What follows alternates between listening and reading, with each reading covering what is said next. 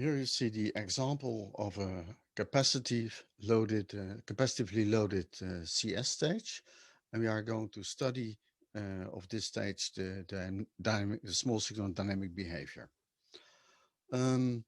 Before I start, maybe it's important that you understand what you can do with LTSPice and SLiCAP together, and how it works. You see here an LTSPice schematic of the circuit, and you can only place for SLiCAP symbols. So you have to go to your, if you want to place something, you have to go to your SLiCAP library. I just put it here, and there are all the symbols that you can use. If you want to place a MOSFET and just use small signal parameters, then you have another component than the subcircuit that I'm using here. This is U1, this is a subcircuit. In the help file from SLiCAP, you find exactly what kind of subcircuits can be coupled to which models, to which, symbols. So here you see the subcircuit for an NMOS with the EKV model behind it, small signal model. So it means it's just a small signal model, the hybrid pi small signal model, but the parameters of it are related to the width, the length, and the drain current, assuming that the device is operating in the saturation region. So everything here I put in parameters. There's no values in the schematic, so I can put the values in SLiCAP and play with it until, because for the educational purpose, I wanted to have some reasonable values to give you some nice view on what we want to discuss. You can generate a netlist from within SLiCAP, but you can also do it, of course, manually. Then you do view and SPice netlist, and you have here the netlist. You click the right mouse button, edit as independent netlist, and override the existing method netlist, and you see here the netlist generated. It will be exactly the same as done by SLiCAP, because it calls this action. It calls for this action. So let's forget about it and go to the Jupyter notebook that is dealing with this problem. Maybe I go through it step by step, because I got some questions from people, and I see that many of you are just copying another circuit and try to modify and run it, and then run into all kind of problems, because the things that were for one circuit were not valid for another circuit. So maybe it's also good to learn to make a complete setup yourself, that you are not struggling with this kind of stuff. So you always start with, let's make it a little bit larger. I don't know what your screen resolution is. So you always start with importing everything from SLiCAP, defining a project, because that will check the libraries, and I assign a file name that I can use, because I always use the same file name for the circuit, for the figures of the circuit, for the netlist, etc. So you see the netlist is .ask, is LTSPice, and this is the title of the netlist, and this instruction generates the netlist. So if I do Control Enter here, it will run the whole thing, and I hope it will say that everything is successful, and it is. There's no error messages.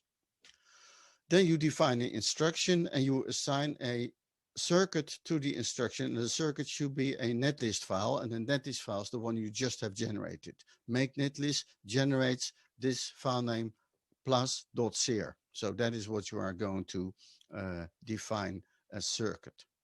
And here I told you I have no parameters defined, so I was playing with it a little bit. So here you see I just select a width, length, drain current, RS, CL, and C phantom zero. I will explain later what the phantom zero is. And here you see all those are between curly brackets in the schematic and can be passed to the netlist. Then I want to put everything on an HTML page. That is, if you want to make a report, you make an HTML report, you zip it and you send it to us. So this is how you do it. You create an HTML page, you put the schematics on it. And this instruction SVG also places it here in your notebook environment. So that is here, you see it. If I run it, it checks the netlist and it puts here the image in the notebook environment, because image2.html returns the file name, and with SVG it will open the file name and display it here in your environment. Well, the same as I do for the netlist. I want to have a netlist. I want to have element data, so and all the parameters, just to check, for the sake of completeness, is everything numeric? If I want to plot, are there no strange things? And all kinds of information can be useful. So that is what you can run. Here's the netlist. It's exactly the same as was made just before with LTSPice, as I showed you. Element data to HTML showed you that here is all the small signal elements of your FET, basically, and the values are calculated from width, length, and drain current according to the expressions of the EKV model as described in Binkley, this book. And also in my book, I just took a few expressions from there. So, and that is all the defined in parameters. So all the expressions here that are in SLiCAP are in parameters. Here you will see all kind of parameters from the 18 for NMOS in a CMOS 18 process. They have this subscript. They come from the library. And here you see all the expressions that relate the capacitances to here you see the length and the width and the substrate factor and all kind of stuff that is process dependent or that is a parameter in your circuit. So that's why this is useful. You see here they're all numeric values, which means I have no problem if I go plotting. If something is not defined, it cannot plot symbolic data. So then you have to define the parameter so that it becomes numeric. So then I want to do loop gain analysis. And for the loop gain, it is important to have a reference variable, that the loop gain reference. And if you don't know what the name of all these variables are, because here you see them nicely displayed, but in a way, sorry, here the components, here you see them nicely. So it could be, for example, GM underscore M1. So the GM I can take as reference variable. If you don't know this, if you don't know or you don't want to display this data, you do something else. I will show you. So I will add here, plus add a new cell, and you do I1 dot controlled, in which you ask which controlled sources do you have in this instruction, and then it will come with the answer. And the controlled sources, these controlled sources you can select as loop gain reference, and the only useful one is GM, because this is GB. Of course, you can use the asymptotic gain model. Everything will be valid, but you have a very strange expression for loop gain, and here also with GO, and for asymptotic gain, etc. GM is the best one to take, as we have demonstrated in the and explained in the previous course. So here is my HTML page for the loop gain analysis. I said to do it simple. I want to make a plot, so I set sim type to numeric, the gain type to loop gain, and I want to have a pole zero plot. It doesn't need a source and, it needs the source and detector for zeros. It doesn't need it for poles. But since I'm having a gain type loop gain, I need to set the reference variable for the loop gain. So the loop gain with respect to this GM. Well, then I just execute it, and here HTML PZ to HTML, it plots the whole thing in the HTML file, but also because I'm setting here HTML here in this one. And you see this is the poles of the loop gain. Now it is nice maybe to estimate the bandwidth. If you remember well from the previous course, we could calculate the bandwidth from the DC value of the loop gain and the product of the poles. And it was 1 minus L times P1, P2, if they're both dominant, and then the square root. So maybe this is a nice moment to do this. So I need to, I need to have the picture here, but the values. So, and then I can do here my calculator. You can see me calculating. if everything is okay. So it is 373 megahertz, so 373 megahertz, and it is 694 megahertz, 694 E6 times. Then the loop gain is minus 2.655, which is 2.66, and I have to do 1 minus the loop gain, which makes it 3.655. 3.655 times, and then the square root because it's a second order system. So I expect 973 megahertz, as you can see on my calculator. I hope you can see it. So this calculator I bought when I was a student, and I still have it. So let's go. So of course we can I don't know, did I execute it? No, I didn't execute this. Yes, this was, yeah, this is the pole zero analysis of the gain. And the gain you see is 0.72, not very high because of this Backhand effect. The loop gain is very low, it was only 2.6, but the bandwidth is 972 megahertz as we calculated. I said 73, but you know, in the digits it's 72.69, and that is the rounding of my calculator stuff because I didn't put all the digits in. So you see, you can well predict the bandwidth from the product of the poles and the DC loop gain. Let's make a root locus plot. So I told you in the few sheets ago that there was a phantom zero, and maybe we have to explain that a little bit. So let's go a few sheets back to this one. And here you see, this is the loop gain equivalent, the loop equivalent circuit for the CS stage, CD stage, as we have discussed it. And you see indeed that CGD poses a zero in the loop. This is the zero we are talking about. So CGD is a zero in the loop gain together with RS. So CGD with RS is a zero. A phantom zero is when it is a zero in the loop gain and it is also a pole in the asymptotic gain. So in the other page, we did the asymptotic gain. You remember, I remember, it was where it was, a few things back, asymptotic gain. And here you see the pole in the asymptotic gain, RS CGD, because of the attenuator at the input. So the zero in the loop gain caused by RS and CGD is indeed a phantom zero. So it doesn't appear in the gain. This is all explained in the bachelor course. If you don't know about phantom zeros, it's very important. We are going to use it. Please do the homologation program. Let's go back to the notebook. And let's make a plot of the root locus. So what I'm going to do is I'm going to step this phantom zero capacitance from 0 to 2 femtofarad. I take 50 steps, and you see, by the way, it's almost Butterworth. Q is 0.76 and Butterworth is 0.707. So there is not much to compensate, and that is because the gain is so low. But I will show you later on another example.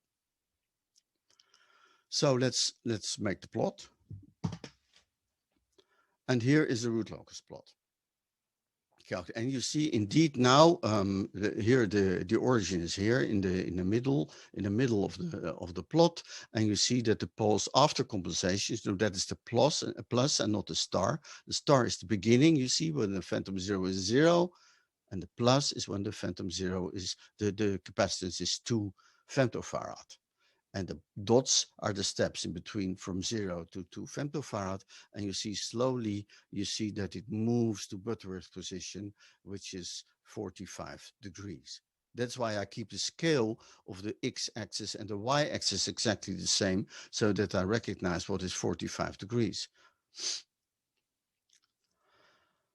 So you can also, of course, plot the magnitude plot. It isn't in the zip file I provided because I just edited an hour ago. But if you really want to plot the magnitude plot, you won't see much of the of course, you see the effect of the phantom zero compensation, but you don't see much overshoot because 0.75 for the Q is hardly visible on this uh, on this overshoot. And the phase is here as well. If you don't know how to generate plots, etc., then you do this. You type help with capital H and you enter you do control enter, and it will bring up the manual. And here is the reference. And this is just the Python stuff. So let's say it's quite logical where the things are. There is a SLiCAP plots.py. So if you don't know how to plots, you can go to this one and you can see all the plot instructions. So we did, for example, you do Control F and you do plot sweep. And here is plot sweep, and then you see all the parameters that you can put in the plot sweep argument, and here everything is explained. So that should help you. I use it myself as well because there's so many functions in it. Although I wrote it a few months ago, I don't remember everything that well.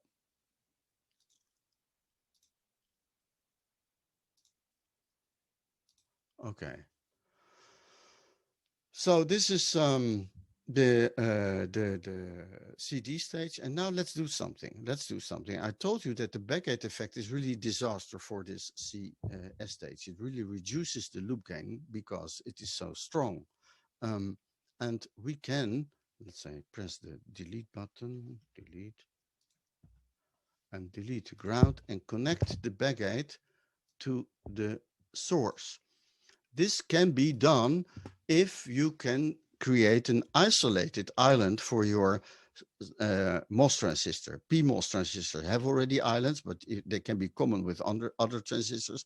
But you should be aware that this island in which you place this MOS transistor then has a capacitance to its environment, which can be quite large because it's the largest dimension that you take, and it adds up to this CL.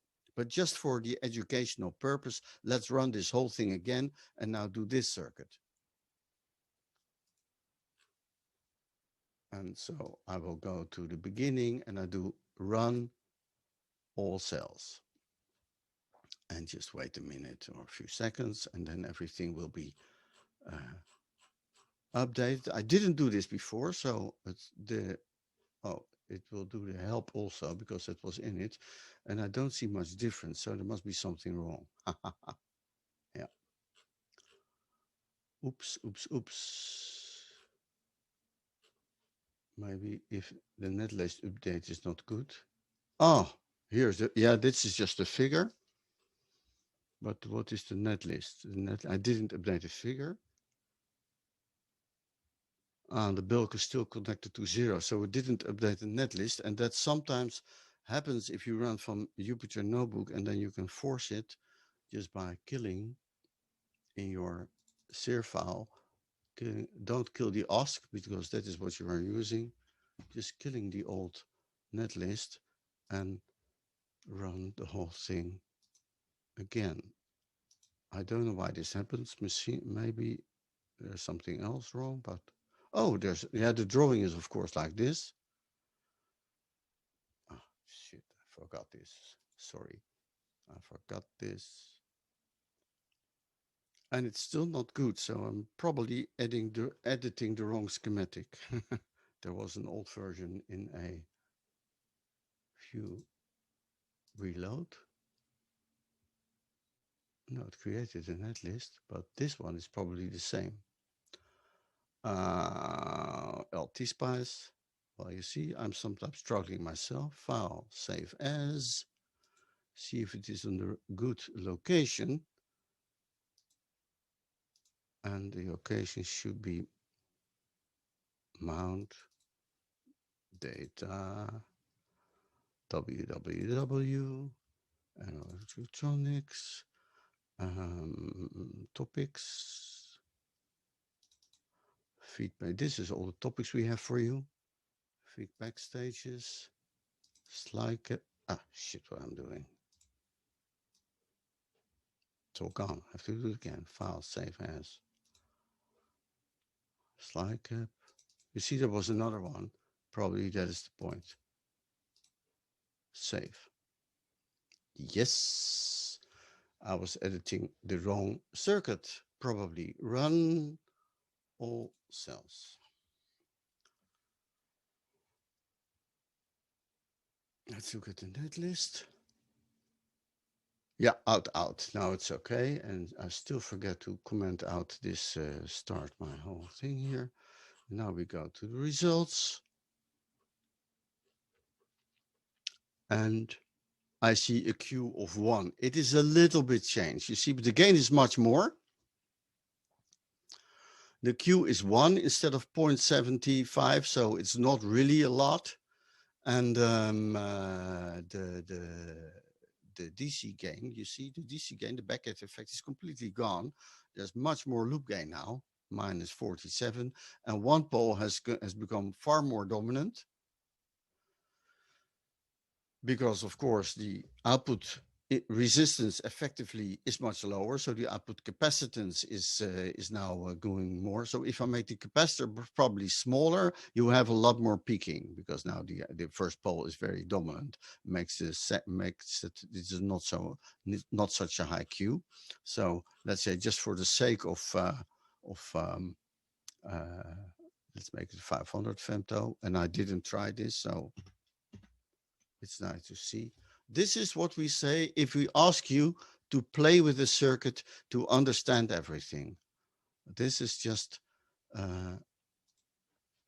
what we would like to, because by playing this way, you will learn how things behave, and you can also use it with a theory. Oh, how stupid can you be?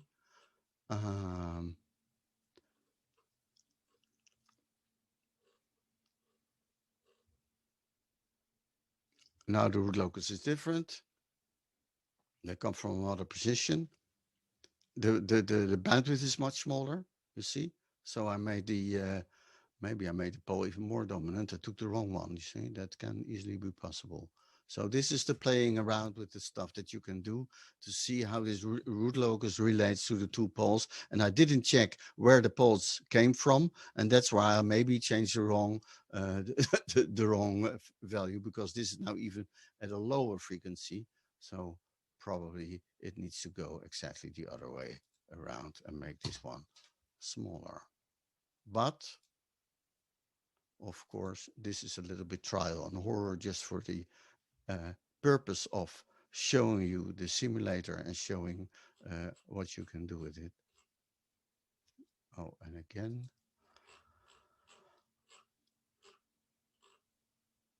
And now the poles are so high that you can't see them anymore, but we have a list here. You see the Q now is 1.3, so this works. And I limit it here, so it's 1.5 gigahertz, you see, and I limited the whole scale to 1 gigahertz. So let's do it minus 2 and 2 and 2 and 2 to keep it simple, and plot the whole thing again, and then you will see the poles again, and you see them again moving from to the I don't know if it's now still Butterworth position. It's not Butterworth position because it's completely different bandwidth. So you have to recalculate the phantom zero, because we now have, you see, imaginary part is about 1.5 gigahertz, and the real part is about 0.5 gigahertz. So we need a much larger phantom zero to compensate this. But this, by doing this, you can understand all the mechanisms together with doing the theory. You see, this is much more effective compensation. Now they are here 0.5 here and about 1. So now I did a little bit too much, this 10 femtofarad. And of course, if you did the first course, you can exactly calculate where the phantom zero should be. I hope this illustrates the application of SLiCAP and also the common drain stage.